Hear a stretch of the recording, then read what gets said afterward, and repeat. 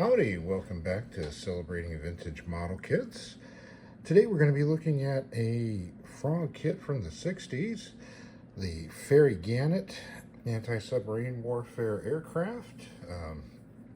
Probably one of the ugliest planes ever made. Some people would think that makes it a little bit of a darling, but it's definitely an unusual plane. Looks that way for reasons, but it's definitely something that you don't see every day. And so, before we get into it, just a quick reminder, if you do have any vintage model kits that you've made builds of, particularly if it's something that we featured in the channel, that would be the best. But if it's just any vintage model kit from like the 50s, 60s, 70s that you'd like to submit some photographs of, maybe a short video clip if you have that, so we can include it in the next viewer build video. They seem to produce some pretty good kits, and it's nice to share that with the world out there. And if you've got a channel or something you want to promote with it, let us know. Email is in the channel description, so you can just send it off to the channel, and we'll get it posted in the next viewer video or viewer build video. So let's get into this kit here. As I mentioned, it's a FROG Fairey Gannet. Kit number F331 is produced in 1/72nd scale. And this is from a mold that originally came out in about 1956. It was the tail end of the original group of kits that FROG had produced in the 50s. And when we look at it, you can see that it kind of fits in that era. And this kit has been almost in continuous production since then. So it's kind of a unique kit in that sense. And so let's take a look at what we got for our box. So this is a bit of a different type of a box. It's a fold open box, as you can see here. It's one piece of cardboard that's folded and then ends up being a fold open type of box. So you've got some artwork on here. This is appears to be just kind of a redoing of the original artwork on it, because the plane's in a very similar layout. You've got it flying along the coast here. You've got some PT boats coming along. And then on the end here we've got FROG. You got price tag from PT Hobbies of $140. That would have been in 1968 is when this kit came out, so that would have been around that time probably. Same thing on that side. And here we've got your end. Interesting, it looks like it's been set up to stack with the name like that. There's where the price is at, so you could stack it. There's also, if you look very close here, you can see there's a little tab here with a punch. So this could be hung on a peg as well. So kind of lay over from the blister packs and bagged packs. Here we've got it on the other end here again. It looks like it would be stacked vertically in that way. And then on the back we've got a semi-3 view of the aircraft colors for a painting guide. You get it split down the middle for your top and bottom. A little bit of information about the aircraft itself. And this is back, this particular kit was part of, when FROG was part of Rovex. So the Lines brothers had already sold off to Rovex at that time. All right, so let's take a look at the inside. So here you see how it folds open. And we'll take a look at the instruction sheet first. So this is printed on some really cheap paper, almost tissue-like. It's not like some of the nice slick gloss stuff that we've had before. So fairly simplified instructions. The earlier issues of these kits were more of an exploded diagram. This one actually has some steps, some call-outs for what to do. The drawing certainly makes this thing look like a pregnant guppy. Here's the counter-rotating props.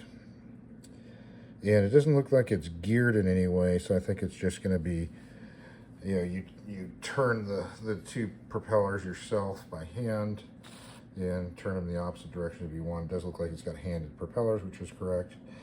So if you're not familiar, the Gannet was a twin turboprop aircraft that had a Mambo, double Mamba engine. So it was actually two engines in there, and each one drove one of the propellers. So when it was doing, submarine surge going out, it wasn't uncommon for them to shut off one of the engines, feather the prop for that engine, and just cruise on one.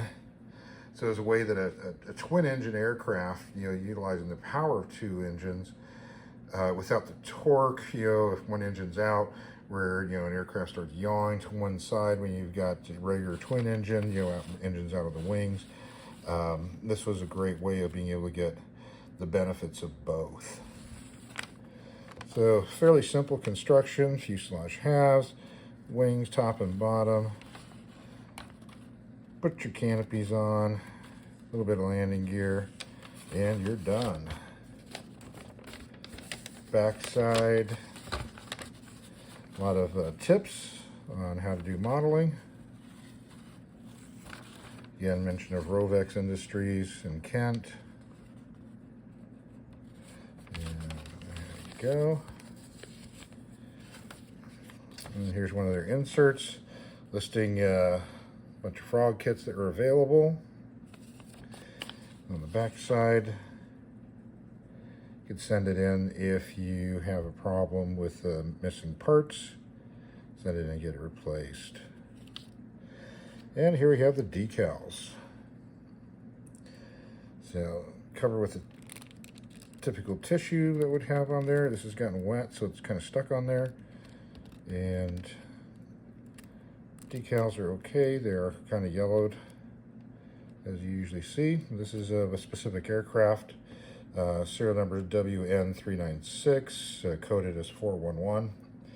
So this is a Fairey Gannet AS1, and it was delivered in February of '55. It was under construction number F9157, and it was assigned to 824 Squadron, one of 8 aircraft assigned to 824 Squadron in Ellington, Northern Ireland. This being the number 1 aircraft of the squadron, was flown by the squadron commander, which was Lieutenant Commander J.D. Honeywell, and he also had observer Winstanley and radio operator Hamplin along with him.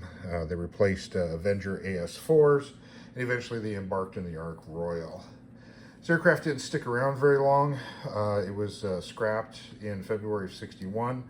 Was not able to see if it had been, in an accident or something, or was just surplused out.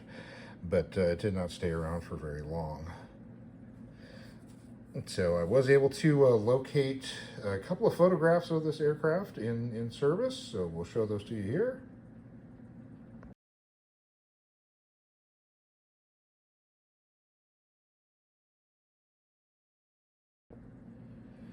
So the Gannet originated from an Air Ministry request for proposal back in at the end of the World War II in 1945. It was from specification GR 1745, and a prototype was ordered in August '46 for a anti-submarine specific aircraft. Competed against an aircraft from Short. The Short one didn't do well. There were 2 prototypes ordered from both companies, but the Short one didn't perform very well, so Fairey got the order. First flight ended up on September 19th of 1949, and they were pretty prolific. They were on most of the carriers that the Royal Navy had. Of course, the Royal Navy ended up retiring the carriers early. So all their fixed-wing aircraft, with the exception of Harriers, were pretty much gone by the end of the '70s, and that kind of cut the life of the Gannet down at that point. So the final service time for that was in 1978, December '78 is when they were finally retired. The Gannet was also utilized by the Royal Australian Navy, the German Navy, and finally the Indonesian Navy.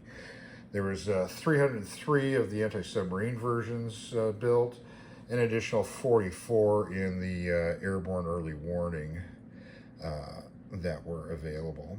There's still a few of these around on display, and there is currently one flying, interestingly enough, in the United States. So you can still see these at some museums, quite a few of them in England, a few of them here in the States. Like I said, if you want to see a flying one, the only current flying one right now is in the United States. So let's look at the kit, and it's molded in this great pale blue, kind of almost like a duck egg blue. I guess this would be the undersurface color on the Royal Navy aircraft. So we've got your fuselage here. We've got raised panel lines. Got lots of little bumps and knobs and things all along. You've got, again, raised panel lines here. You've got inscribed or a recessed line representing the rudder, but raised lines for the trim tab. You do have molded in pilot heads with no cockpit. Deep hole here for the exhaust for the Mamba. And fixed closed weapons bay. Fixed in place radome. And you do have a circle molded on here for markings. And I think also you got little lines here in place for markings as well too. But at least they're not fully printed on there. Here's the other side. Fit. Let's see how the fit is. Fit's not too bad for the fuselage. Not a lot of filling would be needed on it. The underside, maybe a bit. It is a tricycle landing gear, which is just represented by these lines representing the gear doors. There's no hole for the bay. And let's take a look at the wings. Oops, got a little hair on there. So here we got, again, raised panel lines. We do have riveting. Some recessed lines for the ailerons. Little circle is on here for where the roundel would go. Raised lines representing the landing lights. Again, on the bottom here, you've got the circle for roundel. You got raised lines representing where the gear doors would be. Got a slot here for the landing gear to go in. So fairly simple kit. Here's your wing parts. Again, you've got some lines representing where you put the decal for the serial number.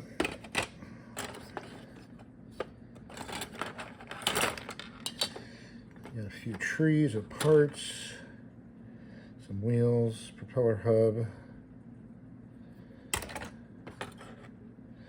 some gear doors, a hook, quite a bit of flash on here. By this time, this kit had been around for over a decade, so not surprising to see a lot more flash on it than some of the other earlier frogs that we've looked at. It looked like they kept this mold all that clean. And there you've got your propellers. One going inside the other. Again, quite a bit of flash, but they are handed propellers. Got your engine intake.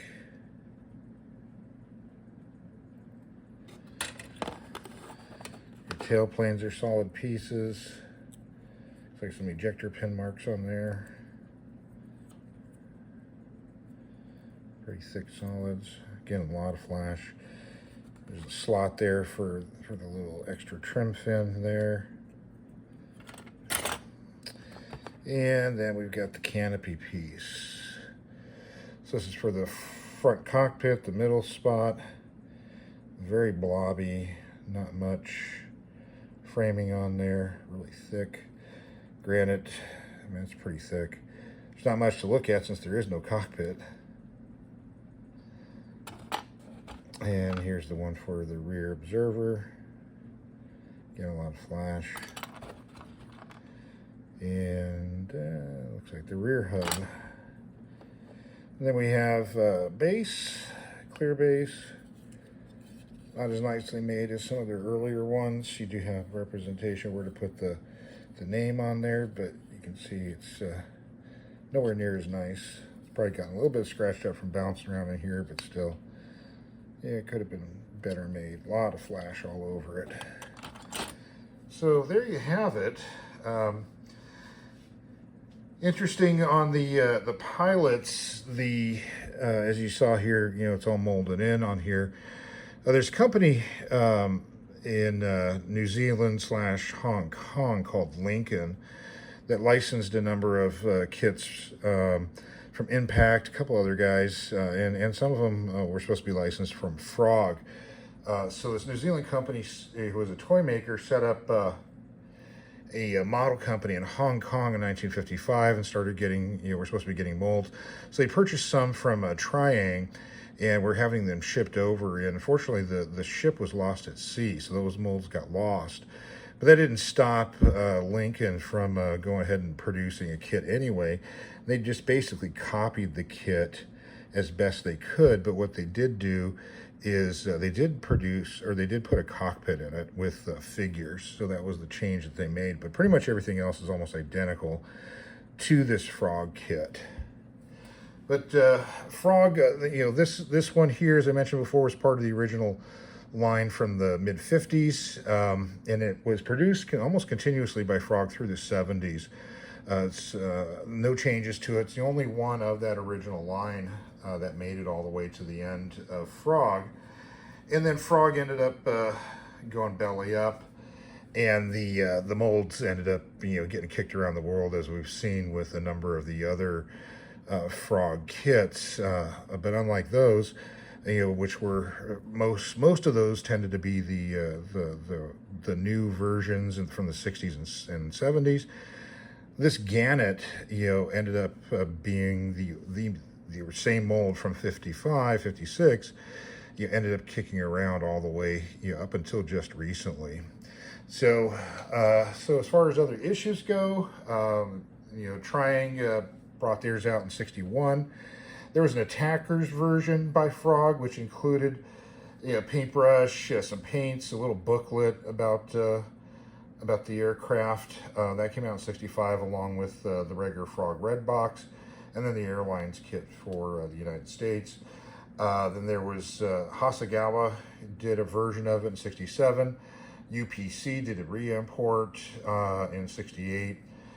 Frog came out with a new box with German markings. They did their final white box in 74. And then the Nova one started showing up in 77 as bag kits. There was a separate special one with a different header for Cornwall, which was a museum in England. So they had a special set of decals and a special header put on the Novo bag kits. And then there was an 80, 81, early 80s, you know, various versions of Novo DZI. In the 90s, it showed up with ZTS, Abraco, Eastern Express, Chematic. There was even a Revell issue in 96. And finally, in the 2000s, 2012, you had ARC producing it, and then in 2018, they repopped it again using kind of a nostalgia box, you know, with kind of the look of the old original Frog kit. So a lot of issues. Supposedly, Frog's total run, you know, just Frog's issues of it, came to 290,000. And it's been suggested that it might be, you know, the largest number of companies issuing one single mold of any other kit. You know, I think there's quite a lot of Frog kits that might fit that category, but the article that I read on this, you know, was making the suggestion that this was, you know, the most of anybody. So that's about it. If you've got this in your stash, you know, or you built this one, let us know about it. If you got any photographs of a built kit, you know, send that in. You know, any other, you know, these old Frog kits or other vintage kits, you know, take some pictures and, you know, send it in for our next viewer build video. That'd be greatly appreciated. So that's about it for today. Thanks for watching, and have yourself a great day.